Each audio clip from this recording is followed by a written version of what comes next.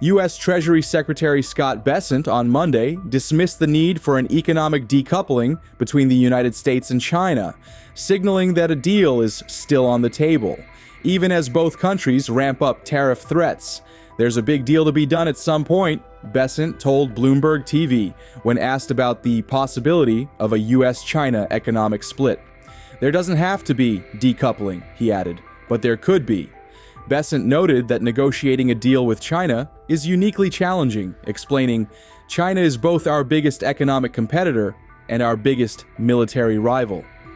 Tensions between the world's two largest economies have escalated since President Donald Trump launched a sweeping tariff campaign, putting Chinese imports squarely in the crosshairs. The tit-for-tat battle has pushed U.S. tariffs on Chinese goods as high as 145%, with Beijing hitting back with retaliatory duties of up to 125% on American products. And it had to be done. What was happening to us on trade, not only with, if you look at it, not only with China, but China was by far the biggest abuser in history, and others also, but somebody had to do it. They had to stop because it was not sustainable. Last year, China made $1 trillion off trade with the United States. That's not right. Out of its selfish interests, the U.S. has used tariffs as a weapon to exert maximum pressure and seek selfish gains. This seriously infringes upon the legitimate rights and interests of countries, violates WTO rules, undermines the rules-based multilateral trading system, and destabilizes global economic order. I did a 90-day pause for the people that didn't retaliate, because I told them if you retaliate, we're going to double it. And that's what I did with China, because they did retaliate. So we'll see how it all works out. I think it's going to work out amazing. I think that our country is going to be at the end of a year or shorter, but I think we're going to have something that nobody would have dreamt possible. Taking necessary countermeasures to oppose the U.S. bullying moves is not only aimed at protecting our own sovereignty, security, and development interests, but also for safeguarding international fairness, justice, safeguarding the multilateral trading system, upholding the common interests of the international community. A deal can be made with every one of them. A deal's going to be made with China. A deal's going to be made with every one of them. And there'll be fair deals. I just want fair. They will be fair deals for everybody, but they weren't fair to the United States. They were sucking us dry, and you can't do that.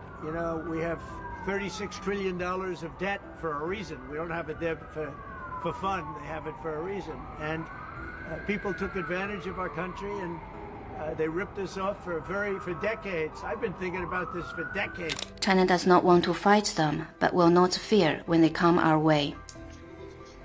We will not sit by and let the legitimate rights and interests of the Chinese people be deprived of, and we will not sit by and let the international trade rules and multilateral trading system be undermined.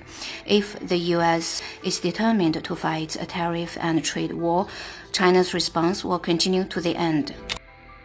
The U.S. has sent mixed signals on its trade objectives and whether the tariffs, which have global economic implications, might be lifted recently. The White House appeared to ease pressure by announcing temporary exemptions on certain electronics, like smartphones, laptops, and semiconductors, for which China is a key supplier. However, Trump and top aides clarified Sunday that these exemptions were being misinterpreted and would be short-lived. Nobody is getting off the hook, especially not China, which by far treats us the worst, Trump declared on his Truth Social platform.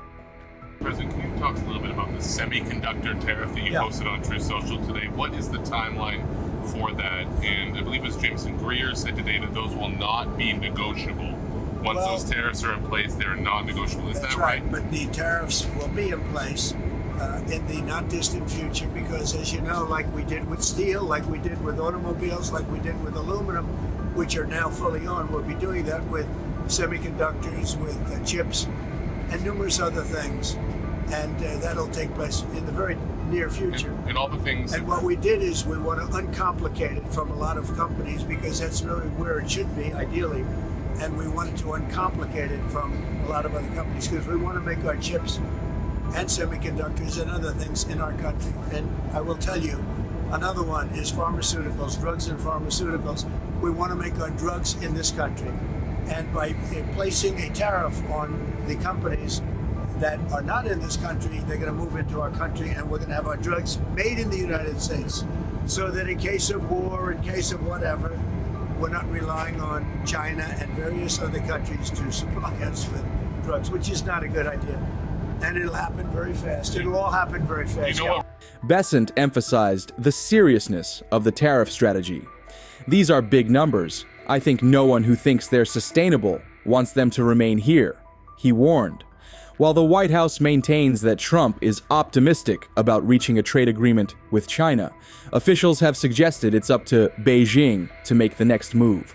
The ongoing trade war is stoking concerns of a potential global economic slowdown, with the dollar weakening and investors pulling out of U.S. government bonds, long seen as a safe haven asset.